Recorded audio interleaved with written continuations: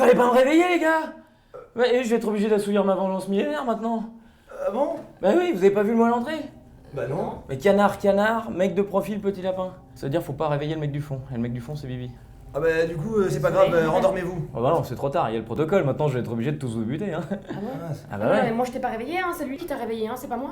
Ah bah Ouais, mais ça... souviens-toi, pour Toutankhamon, bah toute l'expédition a été victime de la malédiction. Ouais. Puis toi, t'es la meuf, hein, t'es celle qui meurt en premier. Ah bon? Ouais, vous avez pas de noir? Non, y'a pas de noir. Bon bah c'est toi. Merde. Ah mince. Ah ouais, ça c'est la tuile quoi. Ah bah c'est là-dessus, je suis embêté pour vous, mais moi c'est le taf, hein, c'est le protocole. Ah ouais. Et du coup, vous nous laissez un peu d'avance, comment ça se passe? Allez-y, je fais une sieste. Ok, merci. Bisous.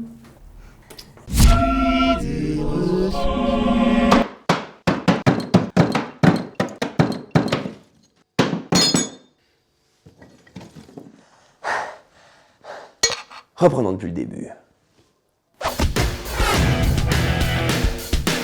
Tout d'abord, il convient de remettre un peu les choses dans le contexte. Toutankhamon, c'était pas un grand pharaon. C'était le fils qu'Akhenaton a eu avec sa propre sœur. Donc il était à moitié handicapé. Toutankhamon, il est mort à 18 ans, il a à peine régné, il a rien fait. C'était pas la fierté de la famille.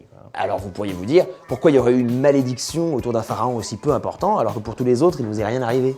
Et parce que les autres, nous n'avons pas pillé et violé leur sépulture? Car ce qui était dingue avec le tombeau de Toutankhamon, c'était pas la taille du trésor, c'est qu'il y en avait toujours un. Bah oui, vous pensez bien qu'en 3000 ans, la plupart des grands tombeaux égyptiens, regorgeant d'or et de richesses, ils ont été dévalisés, vidés, pillés, les gens se sont servis, bah oui. Alors que le petit tombeau de Toutankhamon planqué dans un coin est resté quasiment intact. En particulier la chambre funéraire qui était encore scellée. C'est ouf. En 3000 ans, personne n'avait brisé le sceau où était inscrit « La mort touchera de ses ailes celui qui troublera le sommeil du pharaon ». Jusqu'à l'arrivée du pied de biche de messieurs Howard Carter et Lord Carnarvon en 1923. Premier fait étonnant, juste avant l'ouverture du tombeau, le canari de Howard Carter est tué par un cobra qui s'était glissé dans sa cage. Un cobra, hein, donc le serpent des pharaons. Au passage, un serpent rarissime à cette période de l'année en Égypte. Les ouvriers égyptiens prennent peur et y voient un avertissement, mais Carter et Carnarvon, ils sont trop chauds et continuent bla bla bla bla bla, avec toute une flopée d'autres scientifiques. Et c'est là que les joyeusetés commencent. Peu après l'ouverture du tombeau, Lord Carnarvon est piqué par un moustique. La piqûre s'infecte et Carnarvon finit par mourir d'une septicémie au Caire le 5 avril 1923. Dead. Au moment de sa mort, toutes les lumières de la ville s'éteignent. Et au même instant, à Londres, la chienne de Carnarvon, Suzy, hurle à la mort, avant de s'éteindre à son tour. Ok. Déjà qu'après la mort du canari, tout le monde était comme ça, là je vous raconte pas la panique. Surtout que dans la foulée, un autre archéologue présent lors de l'ouverture, Monsieur Lafleur, attrape une maladie mystérieuse et dead. Le même mois, le financier George Gould vient visiter la tombe et attrape une fièvre soudaine en sortant. Dead, le soir même. La presse se déchaîne. Le pharaon assouvit sa vengeance.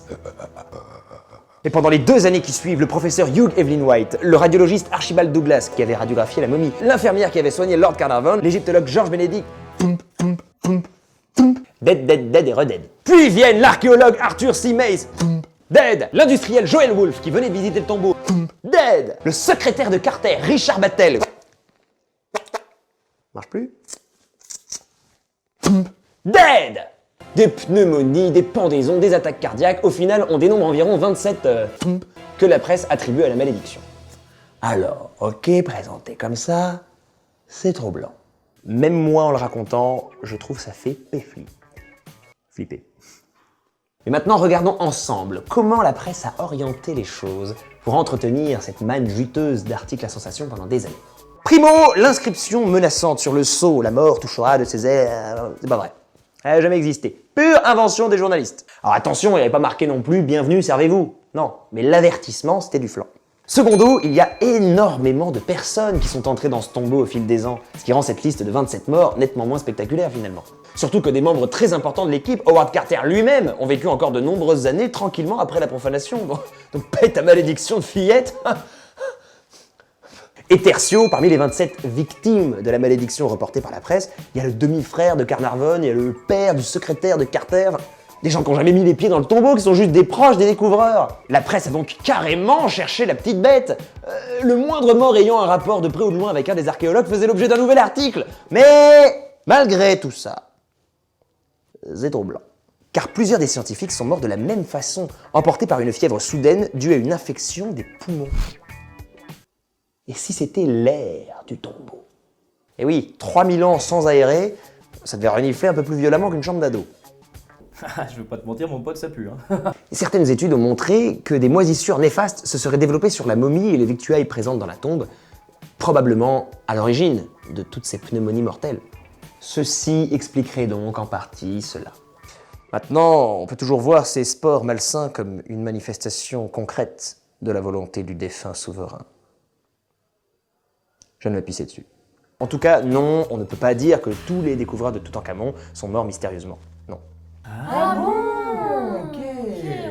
Ah, vous avez dit des conneries du coup. Bah apparemment, ouais. Donc je bute personne. Bah non. J'espère que cette vidéo vous a plu. N'hésitez pas à vous abonner car très vite une nouvelle idée reçue sera démolie avec soin sur cette chaîne. Allez, cuicui. Bon bah nous on va y aller, hein. On va essayer de profiter un peu de notre sursis. Ah bah là, pour le coup, ouais. Hortense, ça va pas? Ah, je me sens pas très bien là. C'est pas moi!